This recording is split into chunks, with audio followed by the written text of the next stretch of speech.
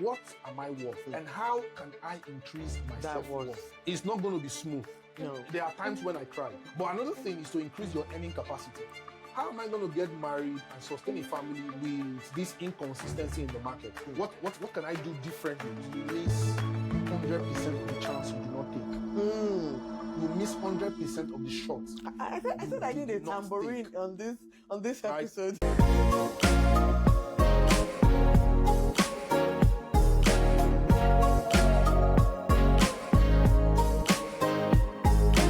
What if the fastest way to improve your finances is not about saving more or investing more, but actually increasing your income, changing how much you earn? Today's guest made that decision many years ago and is here to tell us how it went, how it changed his life, and what came out of that change. Welcome back to the Moneymatics Podcast. My name is Amaba Bala, as you know. On the Moneymatics Podcast, we talk about all things finances, everything that has to do with your financial well-being, your financial life. Welcome with me, my guest today. Hello, Patrick. Welcome to the Moneymatics Show. Thank you very much, Bobby. Thanks for having me. Thank you. Please introduce yourself. Who is Patrick and what do you do? Yeah, my name is Patrick. Like she said, I'm a software engineer here in Sweden, Stockholm. A father to two children and an amazing wife. Good. So you're a software engineer. Yeah. Did you start as a software engineer? No, I actually studied zoology in school. What? Yes. Okay, so how do you go from studying animals and all of these things to software engineering? That's a very good question. Long time ago, this like 6-7 years now, way back in my home country, Nigeria, I picked up interest in computers. So like I've always had interest in computers, but then I didn't study it as a degree, right? But what happened was I was working as an IT officer. I picked up some skills, some networking skills, some IT management skills at the time. So while I was working on that job, I got close to working with computers, setting up printers, working with operating systems and all of that.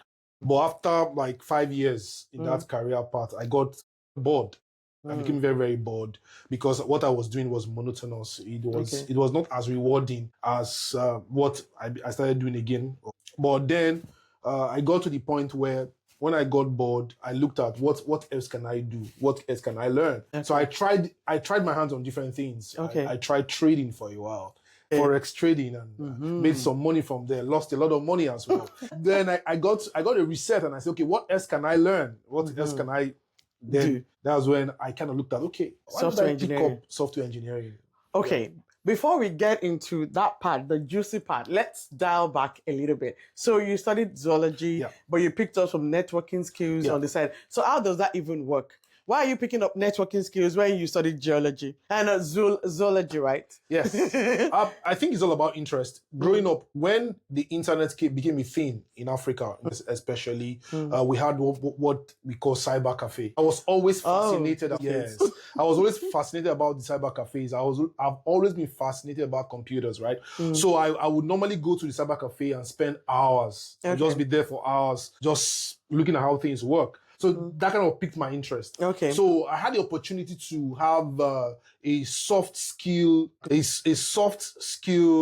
training in networking. So while in school, so that was when I picked it up. Okay. So that was when we learned how to do networking, how to run cables, how to maintain system. Then when I was serving as well, I served in an in-laws company. Okay. And in that in-laws company, he sells computers in Canada. Okay. So that gave me the opportunity to work again with operating system, learned more things about computers, because in that company where they sell computers, we used to format system, we used to repair them, we used to do networking, we used to do contracts. Okay. So from that service year, I got introduced to the networking, the networking aspect of things. So from then on, the journey continued. So you studied zoology, and by the time you finished, probably did you already know that you were not going to practice zoology? Okay.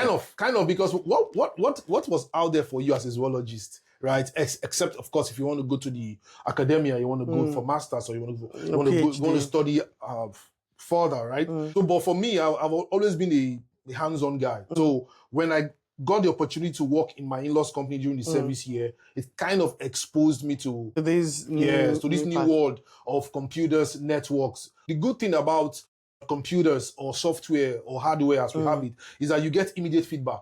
Yeah, that's true. So if you are doing something right, you will know. If you set up a router, for example, or a switch, for example, if it's working, you will know. If there's network, you will know. If the printer is set up properly, you will know. You get immediate feedback. So I've always been that kind of guy that likes immediate feedback in whatever I'm doing. Well, it's one of the reasons why I was also trading at the time, because when you place a trade, you get immediate feedback, and then you that's win. true. Or you lose. But I was losing too much. I had to look I'm for like, another I way. plan to talk about career, but now that you're into trade, that you mentioned trading, we're just gonna take a detour. We're coming back to the career thing. We're gonna take a detour because some people feel like trading. Okay, before we get into that, what is trading for somebody watching that is like, okay, what are they trading? What are they buying and selling? Just shortly, what is trading? Yeah, trading is an opportunity to participate in over $3 trillion market, the financial market. We have different assets. We have forex, which is foreign exchange, where we exchange one currency for another, betting on what will go up and what will come down. So basically, it's about you selling currencies. So you can do that. There are also derivatives. So cryptocurrency is one of them. Gold, silver. There are different asset classes. So it's just being able to leverage on the liquidity in the market to take a position to your advantage or disadvantage. I like the fact that you use the word betting on something. Yes. Because that people will say that trading is really about gambling, right? It's a little bit like gambling. You're betting on something that, in the next 3 hours or in the next 2 hours, this or that might happen in the market. What do you say to people who consider it very close to gambling? Well, there are different ways to trade. That's the thing, right? It's about the mindset. There's a mindset of a trader, and there's also a mindset of a gambler. So if you approach trading from the perspective of quick profits, gambling, you meet your match. You're going to experience those same things. But if you're going to approach the financial market like a student who is always learning, so there are tools for you to explore the market. There are tools for you to use to take a position. And in trading, we call it finding your edge.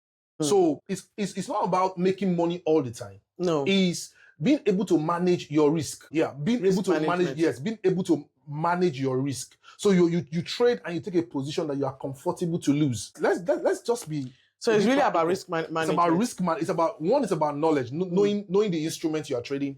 2, it's about managing yourself and managing your trade and managing your risk appetite. Some people are more risk averse than others. Okay. So that determines how they approach the market. And there are different kinds of traders. There are those that play the long-term game. There are those that play the short-term game. So, but again, we have different sides to trading. We have the hype of trading. We have scams that come out of those hypes. People just build an image and they flaunt, they do other things and they use trading as a front. I'm making my money from trading. It's not really the trading, it's just the... Exactly. Of course, in the course of my trading, I've met highly profitable traders. I've met people who are even still trading up till now and they are making profits. But if they've learned to manage their emotions, they've learned to manage their risk, and they've learned to understand the market. So if you're somebody that is greedy, you might lose a lot of money. Definitely. Let me ask you, when you were in the midst, in the heat of being a trader, what's the biggest amount you've made? If it's not a secret. Well, yeah, when I started trading, I had traded $100 to $1,000 before.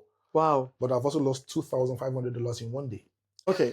So basically, you can make a lot of money, but you could also lose a lot of money. Exactly. That's really where I was going, that I wanted to get to that point where, yes, trading can be something that can make you money if you know what you're doing. Yeah. But if you don't know what you're doing, or even for those who know what they're doing, they can actually lose money. And that's why for a lot of financial advisors will tell you that, or financial educators will pay like that, trading is not the same thing as investment. It's not exactly investing. It's more of, you are buying and selling. So you really have to be aware about that. So it was good. We did a crash course in trading. Maybe you come back and that's the one we'll get into, how to manage risk, how to not be greedy if you really want to go into trading. But that was a good detail. So now we're back to the career path. So you got into networking and then you got bored. Yes. So run me through, how old were you when you decided when you got bored? and decided to was change your about life? 33. I was about 33, 34. Okay. When I just got bored, right? I was just doing the same. I've been doing the same thing for over 6, 7 years, right? At that point. At that point, so I was just, is this all? Is this all there is? Okay. Is there more? Right? Curiosity. Yeah, exactly. So I go to the office. I face the same problems. I manage. At the time, I was working for one of the largest electronic companies in Nigeria. And we had installations all around the country. That means we needed to be online 24 hours of the day because we had website running. We're selling online, we're selling on site, we had showrooms. And so I had the opportunity of working with this company where I was one of the IT guys, making sure that their showrooms are connected to the headquarters so that information is transferred in real time. So, but I was doing the same things every day. So you got bored. I just got bored, and I'm like, okay. I tried trading, and I'm like, okay, now what do I do? What do I make out of all of this? Okay. So now you're talking about, I tried trading. So I'm sensing that at some point you're like, I'm looking for more money. That's the goal, right? That's the goal. Yeah. Because it wasn't just about being bored. If you were making millions of dollars, you probably would forget about your boredom. So there was the financial money aspect. So talk a little bit about that. Okay, yeah. So there are, just like the introduction you gave, right? If you're going to, there are different ways to increase your earning capacity. One of them is to be able to have enough money so that you can save and you can invest. That's one part. Another part is to earn more than you spend. So you can save a lot, right? And over time, you'd be able to invest in something massive. But another thing is to increase your earning capacity, which at that time was what I went for. So I was in this state where I was earning something consistent every month. And there is this comfort, there is a false comfort of salary, especially at that time in my home country. So I kind of was looking out for how can I increase value? So it's either I learn a skill, let me acquire a skill, or maybe invest in something. So it's either you invest in physical store of values like gold or land, or you invest in yourself. At that point, I chose to invest in myself. Okay. That was why I started looking at Forex. So I took some courses in trading. I met some mentors. I learned a couple of tricks here and there. And it looked like I was unstable at the time. So I was now looking for, okay, if I'm going to be betting on the market, that's not something consistent for me. I was at that point where I was also thinking of getting married as well. So I was like, okay, how am I going to get married and sustain a family with this inconsistency in the market? Maybe for now, I'm going to put a pause on trading and try something else. That's actually the idea. But the underlying reason is that I wanted to increase my earning capacity. I like the fact that when you talked about increasing your earning capacity, you said something about you wanted to increase value. Because a lot of times, it's not always that somebody that is not earning enough thinks of, I'm not earning enough, let me see what I can do to increase my value. Sometimes it might be that, I want to go and tell my boss that I need a pay raise. That comes to somebody's mind. Now I just need to get another, I need more money. And when you said that word of like, I needed to think, how can I increase value? I wanted to emphasize it that value is what usually brings that extra income. Even if you're in a job, right, and you want a promotion, there must be something that you're doing different from your counterpart that qualifies you for a higher position and then qualifies you for a higher salary, maybe a higher responsibility. So I just wanted to really get into that about value. Was it just something that you knew that, it is by getting more value that I can get more money? Okay, maybe I should give a bit of background to that as well. You see, as at that time as well in my life, I was reading a lot. I was reading a lot of books. Books are important. I was reading books. I was also in a company of people. And I had relocated from a city in Nigeria to another city. So I think that also influenced my worldview. Okay. So I was formerly in the northern part of Nigeria, in Kano, and I moved to the Federal Capital Territory. Okay. With that move came a new circle of friends. Exactly. So you would hear people primarily say that you will be the same person you are except for the books you read and the people you meet. So in that season, I was reading a lot of books. So I was reading on finances. I was also kind of listening to a lot of speakers like Fela Durotoye, for example. So I was consuming a lot of materials. And I also discovered that I needed to become the store of value. So there are multiple things you can do. You can change a job. You can change jobs, or you can get multiple jobs. But if you are the same person, your earning capacity is going to be the same. So what my question to myself was, what am I worth? And how can I increase my self-worth? What can I do differently? You know, it is insanity. I feel like I need a tambourine. I should probably get a tambourine. Like just clock it. That was a good one. Yeah, a wise man once said it's insanity to do the same thing the same way and expect a different result. That's true. So at the time, I was getting a kind of earning that I wasn't comfortable with, that I knew would not take me home. The take-home pay would not take me home. Especially now that you want to start a home. It's rhyming. So at that point, I needed to look inward and say, what do I do? What are my options? So it began to kind of lead the way and lead my pursuit. Okay. Yeah. So how did you then arrive at software engineering? Good question. Yeah, so a lot of things worked in my favor at the time. I was working full-time, of course, and I was overseeing 3 offices. So I had the opportunity to be in one office and report in one office. So the other offices will know where I am. So around where our main office was in the Federal Capital Territory, there was a coding academy that was not far away. And it was more like, wow, they were interestingly doing a bonanza. Like they had a course. Sale. They had a sale. Yeah. I use bonanza because that's our African parlance, right?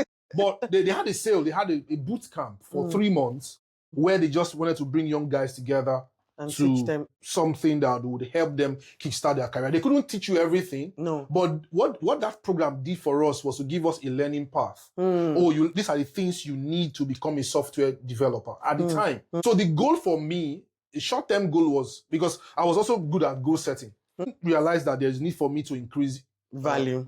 I looked at what are the things I can do now. You know, you will always say from where you are now, what can you do? So I took a note and I wrote down, okay, this school is close by and it's just a walking distance from my office. I can use a part of my lunch, and when I have closed from the office, I can just log in some hours there. So I came up with a plan. I wrote that down and I executed on it. So I kind of participated in the sale that the coding, the course that they were doing. It was more like a crash course just to get you started, to get you into the market, right? So our goal when we joined that program was to learn enough to get our first job. That's the most difficult at the time. That was before AI.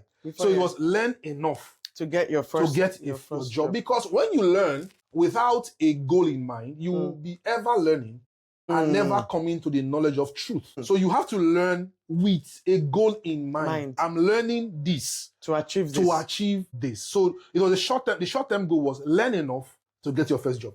Wow. Yes. Did you do that? Did you get your first job? I did.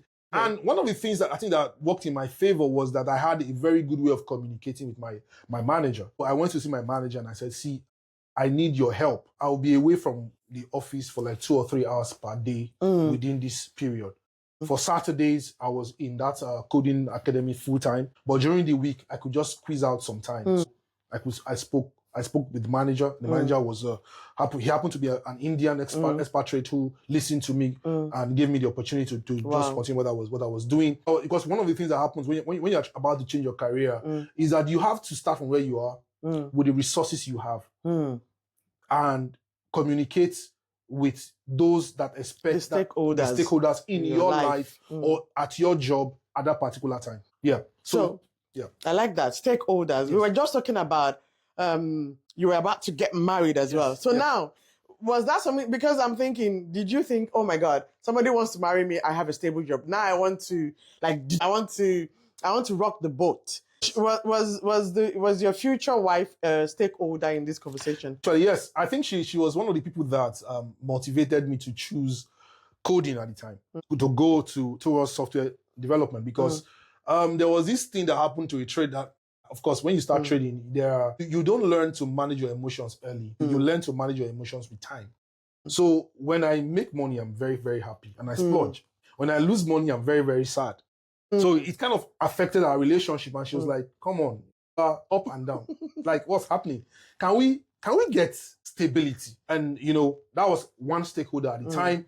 And that was one of the things that motivated me to go learn Yeah, Because I coding. had to explore what are my interests, what are the other things I'm interested in, what are the other things. So we had a session. We used to have Sessions. we had a strategy session where we looked at, okay, what are your interests? Okay, I'm good at this. I'm good at networking.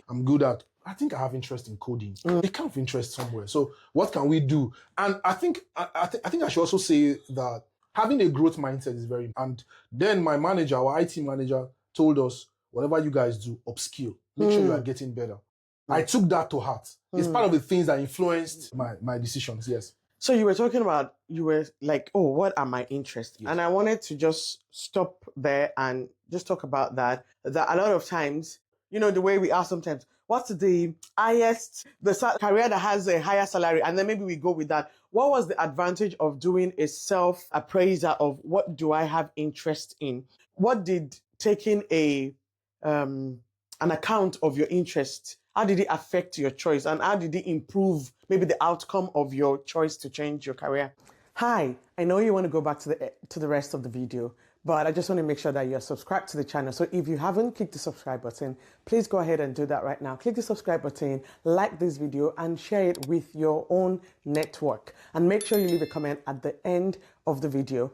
I am happy to read your comments, to read your thoughts, and we promise to always bring you these kind of educative, informative sessions. So don't forget, click the like button, click the subscribe button, and I'll see you in the next video. Yes, that's a very, very good question, actually, because when you look at it very well, you discover that if you don't have interest, you will not be able to see things through, especially when things don't go well. When you are changing your career, know that it's not going to be a walk in the park. No. It's not going to be smooth. No. There are times when I cried. I went for an internship.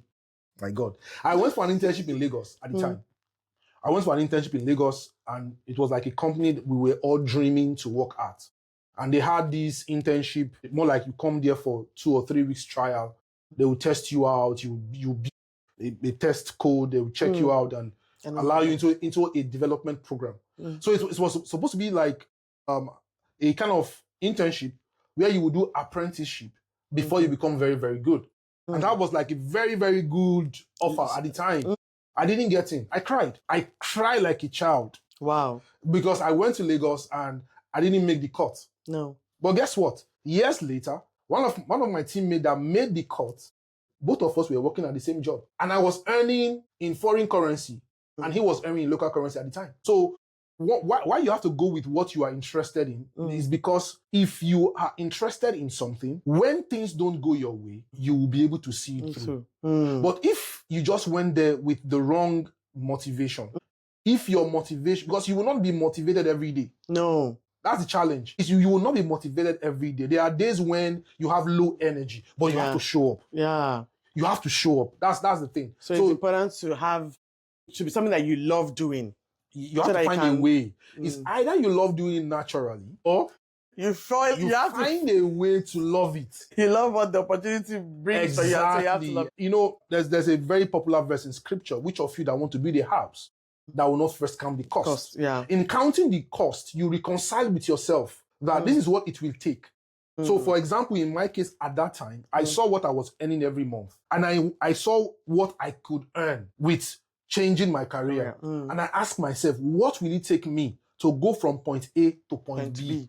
So every time I'm discouraged, every time I don't understand something, every time it's hard, look at I put the picture before me of where I'm going. And it reminds me of a scripture that says that, write the vision. Write the vision, make it plain. Another scripture that says, who for the joy that was set before him endured the cross. So the journey is interesting when you have a picture of your destination in view.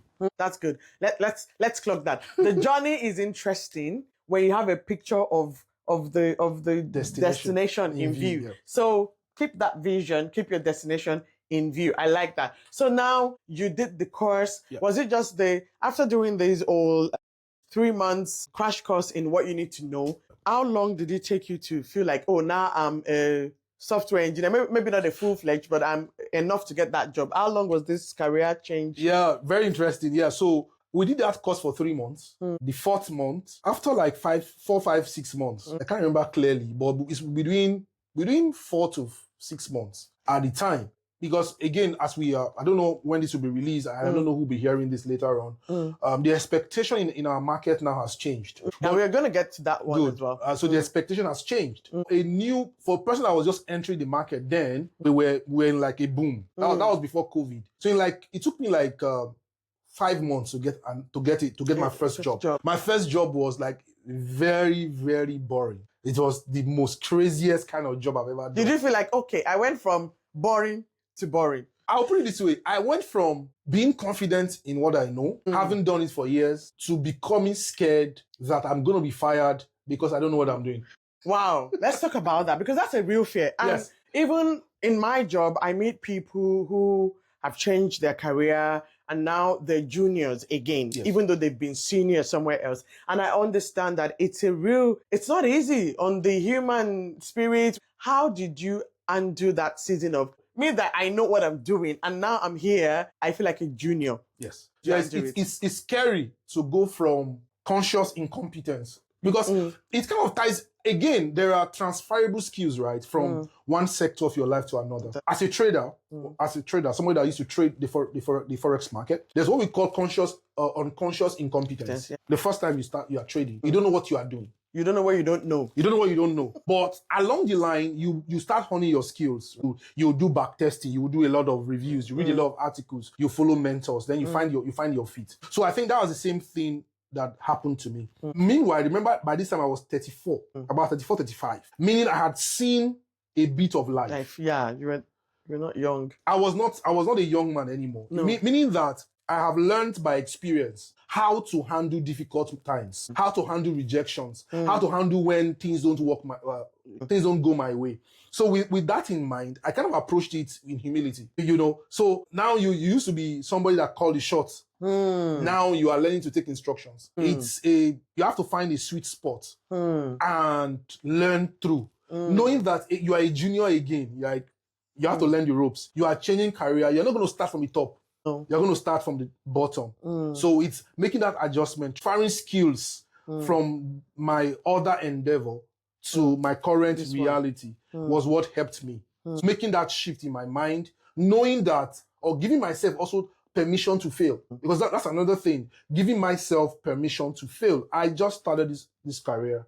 I mean, I started out as a junior developer, as a front-end developer. I couldn't write a bit of code to save my life at the time. In fact, I had what we call imposter syndrome. Like when you always feel you are not good enough. You're like, oh, these guys are going to find out I'm a fraud because I just crashed I just found myself in this part like 4 months ago. What do I know? Right?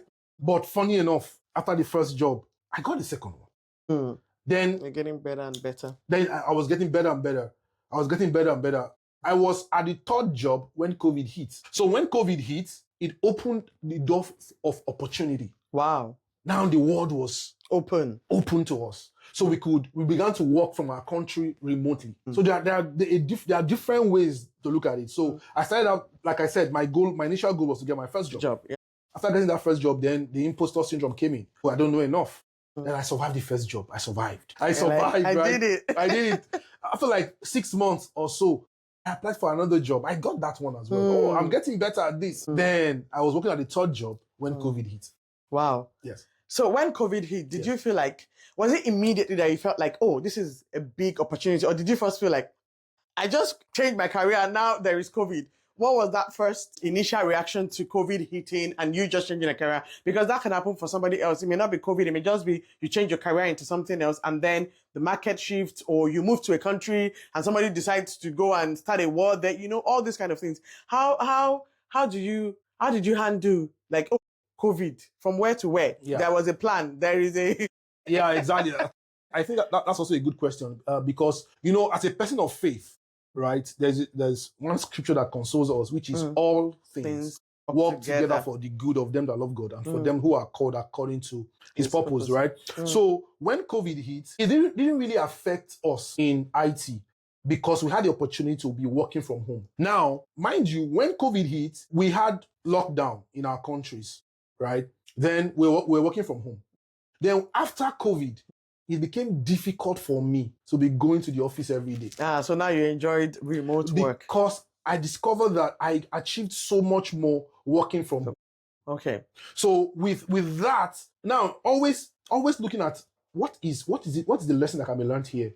What is the opportunity that can come from this situation? So we were locked down. We couldn't do anything. What did I start doing? I started applying for junior roles in foreign countries. In international companies. Because wow. now the lockdown has shown everyone that there's a possibility to work from remotely. So I got the opportunity to work for a startup in America. Wow. So that's when you first reaped the real dividend of changing your career. Yes. So we've talked about the soft things. I know that people are like, this is a financial podcast. Let's get to the money. Yes. So how did you feel when you first got the first real paycheck that made you feel like, this is the reason why I took this step? Yeah. So sometimes when you have the nudge to change your career, I think you should just spend some time, investigate that nudge and go for it. Because sometimes you may never know what will come out of it. A wise man says you miss 100% of the chance you do not take. You miss 100% of the shots.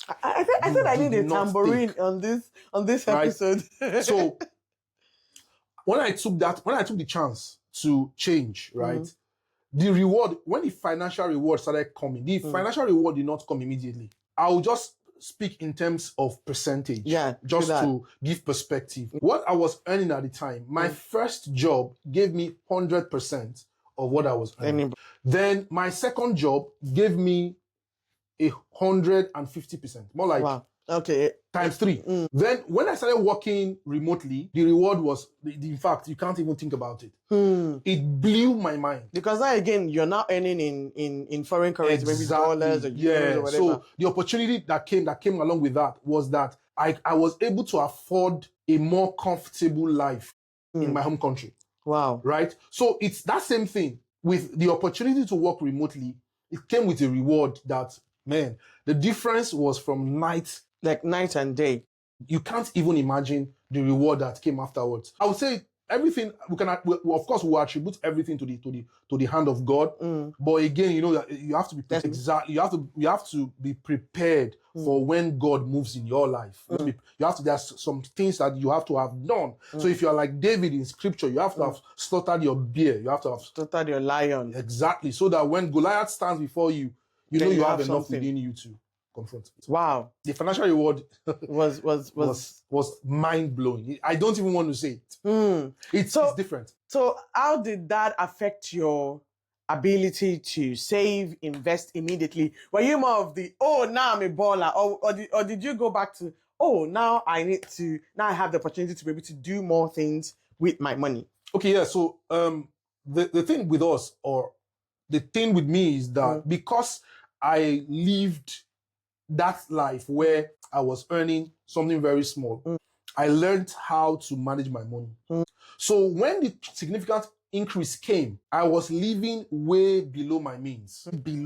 For the first year, I didn't know what to do. To tell you how, now you didn't know what to do with the money. I did not know what to do. You see, the beautiful thing, the funny thing is, you think you know what to do until a financial increase that you are not prepared to handle comes your way, right? It will always reduce to your mindset. So what I did, I was married then. So I just called my wife and said, you know what, we've had significant increase now, but this is what we're going to do. We're going to live as if we're living previously with the former income bracket that we were in. So we based our expense as a family in that. On what you were earning before. Yeah. So I was earning in a way that I was living way below my means. Way below. So what that did was I was able to put up capital. So for a full year, I didn't buy any new thing. In fact, on the outside, you would not know anything has changed. There was no inkling. You don't give anybody any impression that something has changed. I was still doing the same things we were doing. We're living the way we were living. We did not splurge. That is wisdom. Yes. No, when you have suffered, you learn that. Because again, you are afraid, right? When you're coming from the career I was in, that is pretty unstable, and you have traded for a bit, you learn to celebrate your wins with the knowledge that a loss is coming. Unconsciously, you are preparing your mind for the day. So even when there was financial increase, at the back of my mind, I was like, man, What if something happens? So I was kind of preparing myself for that. And of course, we could get into the psychology of that. This is something we talk about a lot when it comes to delayed gratification or learning to, when you have money, if you don't know what to do with it, keep it, let it sit, so that you get to the point where you know what you want to do, instead of just, beginning to spend it around. And there was wisdom in people around not knowing that anything had changed with you, because again, you're living in Nigeria at the time. We know how it can be with people wanting something from you, and if you're not careful, the money, you will not even use it for anything that has to do with you. So thank you so much for sharing that. Now, beyond that initial financial reward, how, in what way, again, as changing your career shifted life or shifted your finances? wow, that's a very good question. The reason why I'm asking is because sometimes when we talk about money, people think life is only about money. But I just want to bring that aspect of, like, beyond just your finances, the ABCs, the 1, 2, 3s. Yes. There are other things that can change with your life by just being more deliberate with how you live, intentional living. Yeah. One of the things, the utmost things for me, apart from the financial reward, obviously, is the liberty to work from anywhere. Wow, that's for me is ultimate. I could at that time work from anywhere in the world. The opportunity to work anywhere. For example, my coming to Sweden is the same skill that brought me. If I didn't change my career then, I wouldn't have been able to take advantage of the opportunity to relocate my family. So it gave me the opportunity to live life on my own terms. The way I want it. So, for example, I could be in a meeting with my colleagues that I was working remotely with. I could just be outside in a cafe working. So I didn't have to physically go to the office every day. I'll just work from home or work from a cafe, work from a public place or something. So the fact that it didn't just come with money. It came with another thing. It came with it is the ability to learn new things very quickly, fast. Because our field is changing drastically. It's changing. So you need to be in a space where you are willing to learn and relearn very, very at a very fast pace. Because whatever you are learning, you are applying immediately. So that's what one of the things it did. So apart from the financial reward, I have the opportunity to live life on my own terms. I'm in a career path that I'm always growing. Thank you for sharing that. We're going to take a break, and when we come back, I'm going to be asking Patrick even more questions.